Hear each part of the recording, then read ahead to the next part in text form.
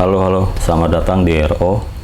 Jadi di video hari ini gua mau bahas seputaran Apple Magic Keyboard yang gua pakai ini.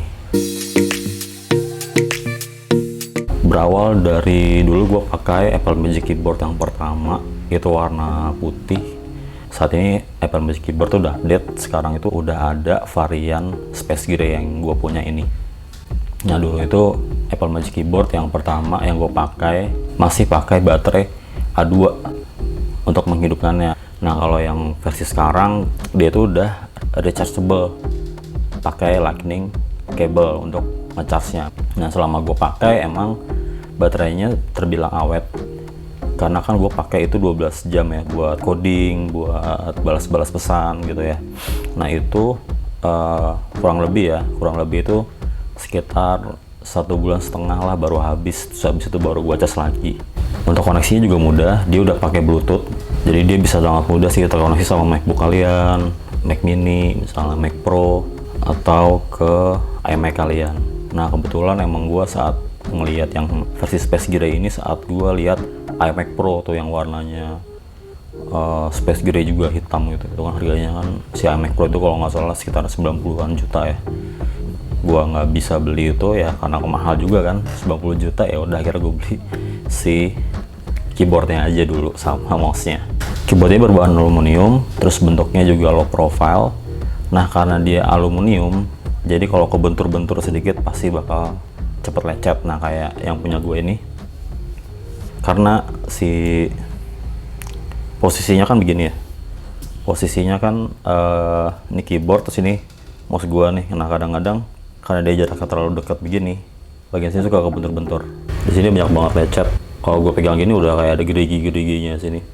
Nah itu salah satu salah satu mungkin bukan kelemahan sih, gue bisa bilang, karena ini kan full size kan, keyboard yang 100% sama numpad, jadi bentuknya sangat panjang. Jadi si keyboard ini emang makan space juga.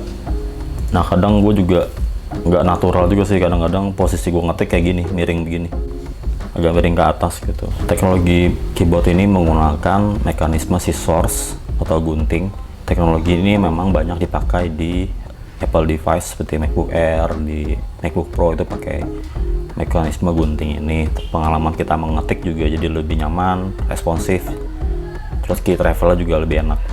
Di sini juga terdapat media button yang lengkap, dan ada tombol function itu dari F1 sampai F19.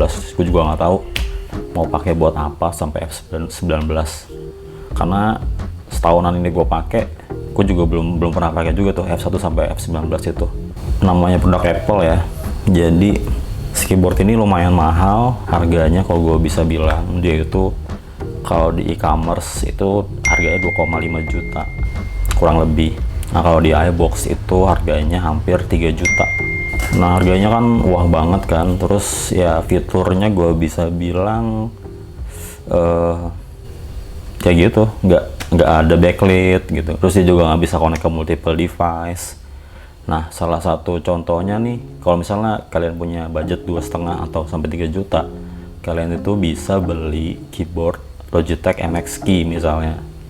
Nah MX Key itu dari sisi fitur dia bisa connect ke Windows sama Mac, tapi dia juga ada yang versi Apple-nya juga, versi Mac-nya juga gitu, dan dia ada fitur backlit, lalu dia juga bisa connect ke multiple device. Terus lagi kan harganya kan juga setengahnya dari Apple Magic Keyboard ini. Si MX Key itu sekarang dijual dengan harga 1,5 juta tuh, dan dia setengahnya dari Apple Magic Keyboard ini dengan fitur yang lebih unggul pastinya.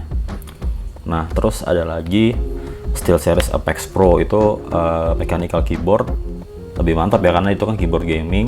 Yang gue suka ya karena si SteelSeries itu kan dia RGB ya, ada backlightnya tapi RGB gitu. Nah itu bikin greget lagi. Jadi ya gitu, harganya mahal 3 jutaan. Jadi dengan harga itu ya pilihannya jadi lebih luas nih buat teman-teman ya. Bisa beli yang tadi MX Key, SteelSeries Apex Pro, ada juga Logitech K380 yang harga 380 ribuan. Habis itu ada Keychron juga menarik juga untuk dipertimbangkan gitu, karena si Keychron itu kan mekanikal, terus tapi ada yang low profile juga, ada yang tinggi juga profilnya. Terus dia juga fiturnya juga sama kayak MX-Key, bisa connect ke multiple device, terus juga ada backlightnya juga bisa ada yang putih doang atau ada yang RGB juga. Nah terus kenapa kita harus beli Apple Magic Keyboard ini? Kenapa ya? Jadi mungkin alasan yang tepat itu jika kita berada di Apple ecosystem, mungkin kita bisa beli Apple Magic Keyboard ini. Jadi biar seragam aja gitu. Ada Mac Mini, ada Apple Magic Mouse, ada Apple Magic Keyboardnya. Nanti monitornya bisa juga Apple HDR. Itu jadi biar seragam gitu. Jadi kita ada di Apple ecosystem, semuanya sama gitu ya, produk Apple semua. Kalau kalian melihat dari sisi desain, Apple Magic Keyboard ini desainnya sangat elegan, minimalis gitu ya. Gue suka banget karena dia fisiknya tadi aluminium, terus key-nya juga bentuk keycapnya kan kotak-kotak flat begitu ya, itu gue suka banget. Jadi itu mungkin bisa jadi faktor lain untuk kalian membeli Apple Magic Keyboard ini. 3 juta buat keyboard, gimana ya? Jadi kalau misalnya dananya ada di 2,5 sampai 3 juta, ya kalian boleh sih, boleh banget beli ini, nggak apa-apa juga gitu, karena ya uang kita juga. Tapi kalau misalnya kalian berpikir wah terlalu mahal, terus misalnya ada alternatif yang lebih murah, jadi kalian bisa pertimbangkan keyboard tadi kayak MX-Key atau Keychron mungkin ya. Nah gue kenapa beli ini dulu ya karena gue berada di Apple ecosystem, jadi biar seragam aja device-nya. Faktor lain yang gue bisa pertimbangkan adalah ketika ini kan keyboardnya mahal, 3 jutaan gitu ya. Karena gue dulu tuh emang gue dari dulu tuh pakai MacBook yang 2015 kalau nggak salah, yang i7. Nah itu gue pakai sampai 6 tahun, itu kuat banget gitu. Nah gue percaya sih kita keluarin agak mahal dikit tapi awet, itu nggak apa-apa. Dari landasan itu ya gue menganggap ya nggak apa-apa deh, gue kemarin 3 juta tapi dia bisa gue pakai sampai 6 tahun 7 tahun ke depan, itu nggak masalah, dibanding gue harus keluarin kayak 300.000 tapi habis itu nanti rusak atau gimana ya gitu. Nah itu landasan yang gue percayai juga sih. Misalnya keyboard ini agak mahal tapi dia awet, itu nggak apa-apa sih gitu teman-teman. Dari sisi desain yang tadi gue bilang, dia tuh low profile, dia flat, jadi membuat typing experience-nya tuh jadi lebih menarik. Ketika gue mengetik pakai keyboard ini, gue bisa bilang sangat nyaman, terus responsif. Lalu gue ada typo nggak sih? Kadang gue juga typo kalau ngetik. Nah ini adalah data yang bisa gue kasih ke kalian ketika gue menggunakan keyboard ini.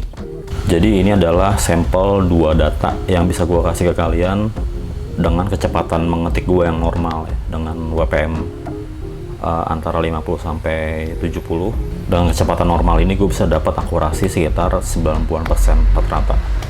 Lumayan. Jadi keyboard ini emang enak, responsif.